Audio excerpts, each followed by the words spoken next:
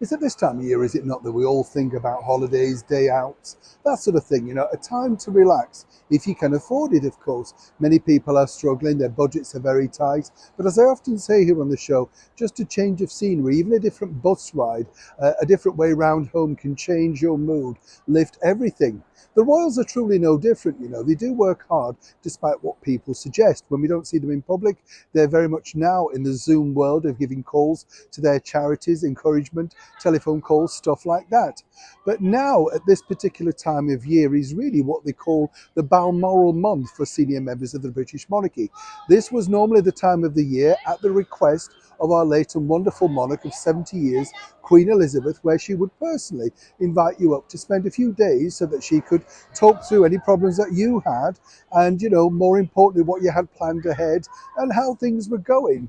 It was a sort of event, if you recall, this time last year, that Harry and Meghan once again politely declined. Seemingly they were too busy, not realising, of course, that this was a final reach out from our late and beautiful monarch. Very strange times indeed. But what's interesting now, as you can imagine, is this is the first time that all senior members are collecting back at Balmoral. And this is really being dubbed sort of, the Balmoral sort of, how shall we say, summit, to put it politely. This is because, as I say, a lot of them can't, and I mean this in the nicest way, really want to stay in Balmoral. We do know that His Majesty the King is staying at his own private home on the estate at Birkdale Hall. And then, of course, we've got the Prince and Princess of Wales, who apparently won't be staying in Balmoral either. A lot of people are saying, well, what's the problem? If you think about it, as even Prince Harry said, these were some of the happiest times at Balmoral, free from the prying eyes and basically free to be just who they wanted to be. Children roaming around, enjoying the countryside, horseplay, that sort of stuff. Just fun times. But on the menu this year is a bigger problem. And that is because, whatever you may think, there is a slight decline in the popularity of the royals. And also the bigger problem is this. When you think about it, it's not just here in the United Kingdom, which has escalated all thanks to the negative publicity.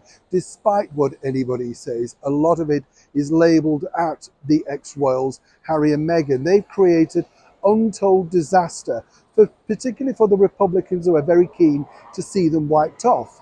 But then, of course, there's rumblings in the Commonwealth about certain areas now wishing to extract themselves from being part of the Commonwealth.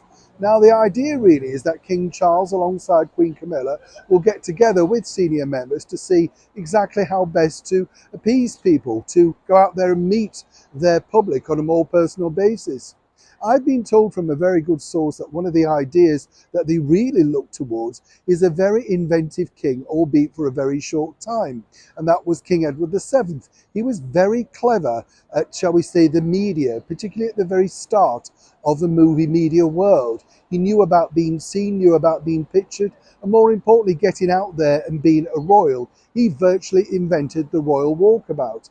I'm not suggesting they're stepping back in time, but given the battering that Harry and Meghan have enforced upon all senior members, plus the sad loss of our wonderful monarch, is it any wonder that while Balmoral is usually a time for holidays and relaxation, they're having to have crisis meetings to see best exactly how they can counteract the most negative of stories. And seemingly, once again, from Harry and Meghan, there's simply no let up. Let's wish them well anyway, and let's hope they return in September refreshed, raring to go, and once again being the wonderful family that I know many people on here love, enjoy and respect. Neil Sean in the very heart of London.